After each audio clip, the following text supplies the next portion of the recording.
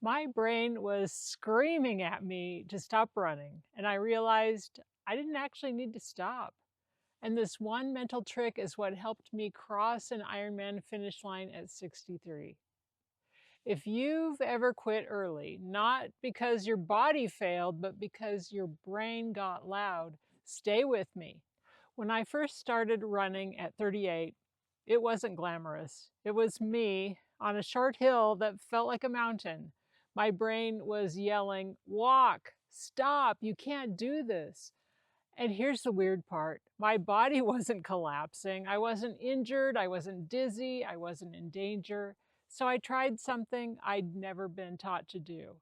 I stopped listening to the story in my head and I checked the data in my body. In a second, I'll teach you the exact check I use because it works whether you're training for a 5K or an Ironman. Your brain's job is to keep you safe, and safe to your brain means conserve energy, avoid discomfort, don't risk embarrassment. So the moment training feels hard, your brain starts negotiating like a tiny lawyer with a megaphone.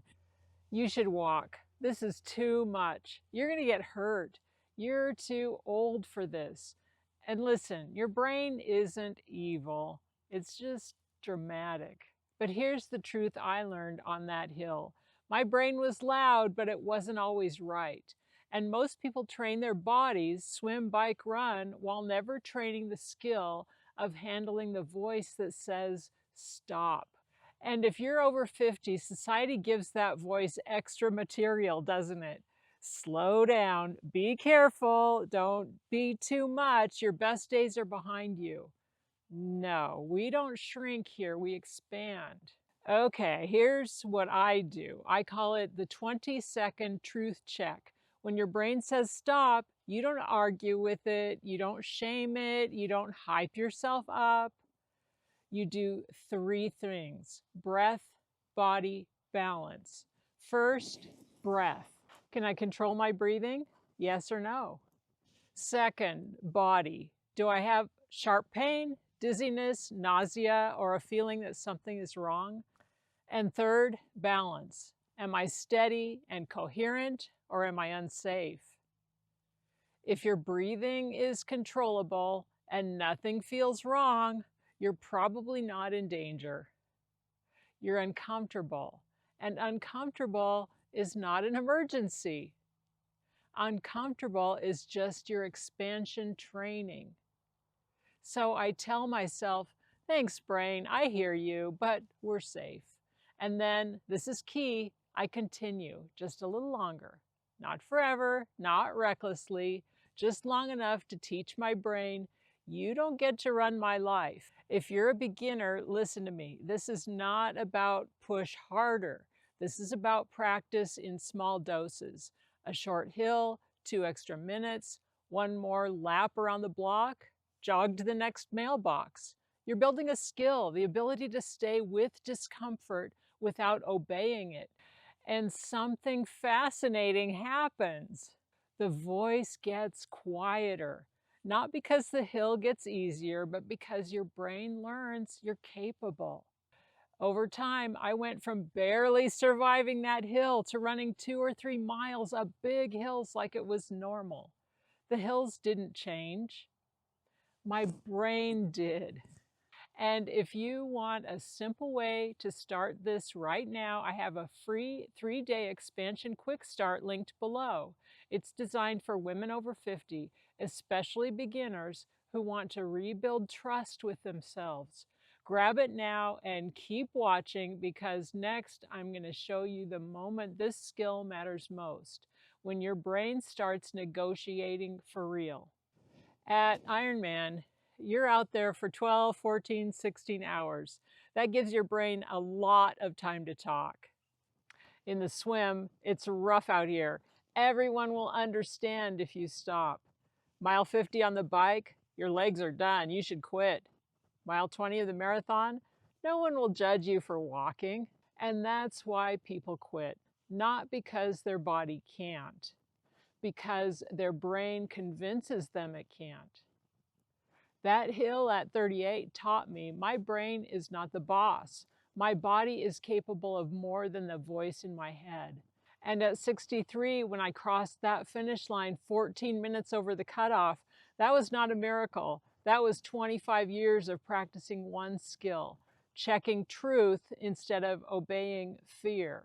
Now, this matters. Sometimes your brain is right. At 61, I DNF'd an Ironman. And that day, my brain was saying stop, and so was my body. My legs were shaking, I was dehydrated, my bike was malfunctioning. I was in danger. So here's the difference I want you to learn. Here are the signals that your brain is telling you to quit. Whiny, negotiating, I don't want to, this is hard, I'm tired. Body quit signals, shaking, dizziness, sharp pain, nausea, confusion, can't catch your breath. Brain says, I don't like this. Body says, something is wrong. And that discernment, it comes from practice and time. Before I became an Ironman coach, I spent decades doing mental and identity training. I helped women separate fear from truth. I helped them stop shrinking to fit the expectations around them. That's why I coach differently. Most endurance coaches give you a plan. Swim X, bike Y, run Z. I give you the mental framework that keeps you in the game when the voice gets loud. Because the best training plan in the world doesn't matter if your brain quits at mile 50. Behavior follows identity. So here's how you start training your brain. Starting today. 1, pick a small challenge, a hill, 2 minutes, 1 extra lap. And 2, when your brain says stop, do the 20-second truth check. Breath, body, balance. 3, if you're safe but uncomfortable, continue a little longer. And 4, repeat regularly. This is a skill, not a personality trait. And 5, learn the difference between brain quit and body quit. Be patient. Wisdom takes reps. That hill at 38 was my training ground. And by 63, I could run 26.2 miles at the end of an Ironman because I'd spent years teaching my brain to get quiet. If you want to build the mental foundation for endurance training, start with my free 3-day expansion quick start. It's short, simple, beginner-friendly, and it teaches your brain one thing: I can trust myself again. The link is in the description.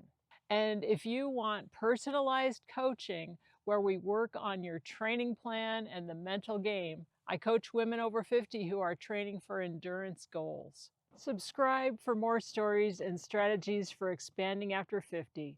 Thanks for being here. Now go teach your brain to get quiet and take up the space you were always meant to take.